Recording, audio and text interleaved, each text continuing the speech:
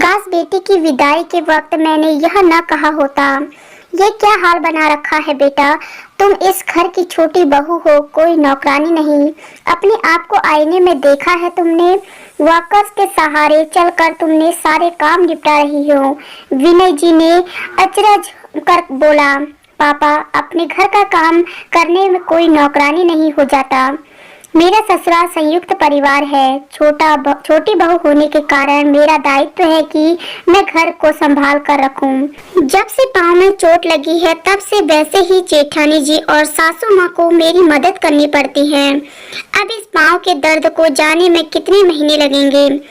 इसका मतलब यह नहीं है कि मैं महीनों आराम करूं। चेतना ने अपने बिखरे बाल को संभालते हुए अपने दिल पर पत्थर रखकर अपने दर्द को छुपाने की असफल कोशिश करते हुए अपने पिता को समझाया। छोटी बहू का मतलब यह नहीं कि शाम के 4 बजे तक खाना बनाओ, अपने कपड़ों का ध्यान न रखो, यहाँ तक कि अपने स्वास्थ्य का भी ध्यान न रखो।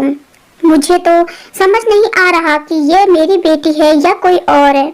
विनय जी की आंखें सुर्ख लाल हो गई थी। शायद एक पिता होने के नाते उन्होंने अपनी आंखों को सलज होने की इजाजत नहीं दी। तभी चेतना की सांस आ गई। क्या बात हो रही है बाप बेटी में? चेतना बहू, तो थोड़ा देर वॉकर्स छोड़कर भी चल लिया कर। अपनी लापरवाही के से गिर पड़ी हो बाथरूम में। तुम्हारी लापरवाही की खामियाजी हम भर रहे हैं। डॉक्टर ने भी कहा कि थोड़ी थोड़ी चलना शुरू कर दे, पर तुम तो वॉकर्स छोड़ने का नाम ही नहीं लेती। पता है संदीप जी, इसकी जिम्मेदारी मैं और इसकी जेठानी उठाती हैं। अब आप समझाओ इसे कि इतना लापरवाह न बने। चेतना की सास ने नाराजगी जाहिर की और वहां से चली गई। विनय जी अपनी मजली बेटी चेतना के ससुराल आए हुए थे। 2 साल पहले चेतना की शादी एक संपन्न परिवार में उन्होंने की थी। चेतना की बड़ी बहन का विवाह कुछ महीने में ही टूट गया था, इसलिए विनय जी ने चेतना का विवाह बहुत सोच समझकर और जांच परख कर किया था।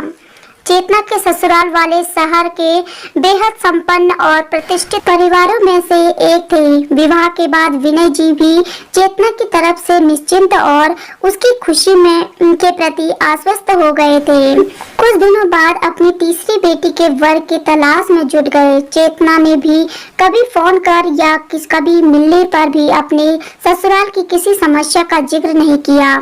इतने दिनों में एक बार फिर सिर्फ मायके आई, पर अपनी हालत छुपा कर रखा। मायके के लोगों को उसकी चुप्पी में उसकी संपन्नता नजर आई। आज विनय जी तीसरी बेटी के रिश्ते के सिलसिले में चेतना के शहर किसी लड़के से मुलाकात करने आए थे। शहर आने के बाद वह चेतना से मिलने उसे बिना बताए उसके ससुराल पहुंच गए। वहां पहुंचकर वह चेतना को पहचान नहीं पाए। पाँव में गर्म पट्टी बंधी अस्त व्यस्त चेतना वॉकर के सहारे खड़ी होकर रसोई में कुछ बना रही थी। विनय जी चेतना की सासू माँ की बातें सुनते रह गए। उनकी पढ़ी लिखी समझदार बेटी के इस हालत पर भी उसकी सास उसको ताना दे रही है। चेतना को दर्द है तभी तो वॉकर पर चल रही थी। बाथरूम पर गिरना एक दुर्घटना है, न कि लापरवाही। बेटा, डॉक्टर ने तुम्हें आराम करने नहीं कहा है क्या?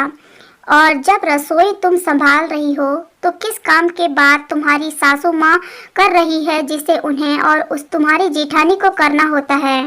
विनय जी ने चेतना के सिर पर हाथ रखकर बोला, डॉक्टर ने मुझे बेड रेस्ट बोला है पापा, पर सासू माँ मुझे आराम करने नहीं देती।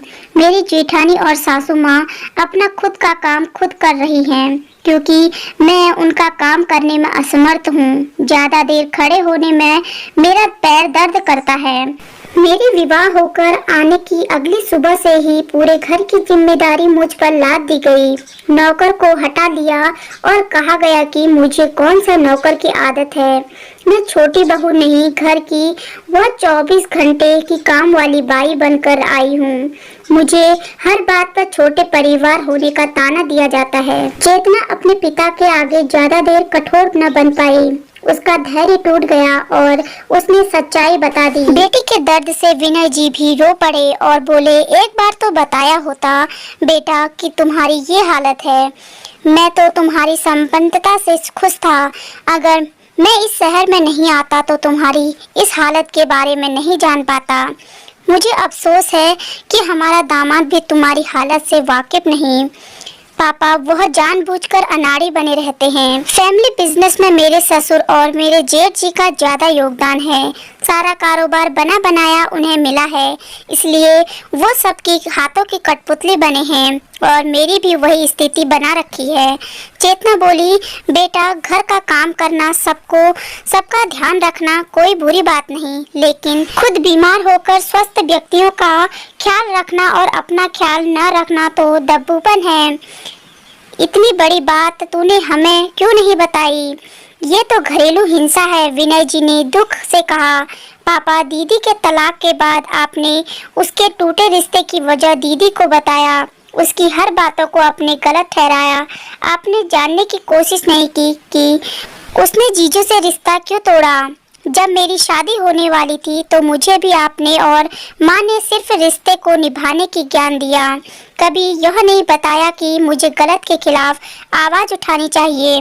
मुझे अभी भी याद है, विदाई के वक्त भी आपने यही कहा था कि तेरा घर बसना चाहिए। तेरी दीदी की तरह तू वापस नहीं आना, वरना तेरा पापा यह सदमा बर्दाश्त नहीं कर पाएगा। मैंने भी अपनी जिंदगी के दुख को अपनी किस्मत मान लिया। चेतना ने दबी आवाज में पापा के गले लगकर यह कहा। विनय जी गिलानी और पश्चाताप से पिघल गए। उन्हें अफसोस होने लगा, काश वह अपनी बेटी को सही गलत चुनने की शिक्षा देते। काश वह अपनी बड़ी बेटी की तलाक की वजह अपनी बेटी को नहीं मानते। काश उसे सुनते। काश।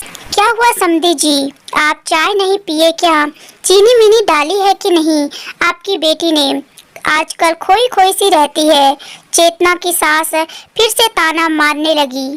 आपकी बहू उसी कब्रखाने में वापस जा रही है। मुझे आज इसकी हालत का पता चला।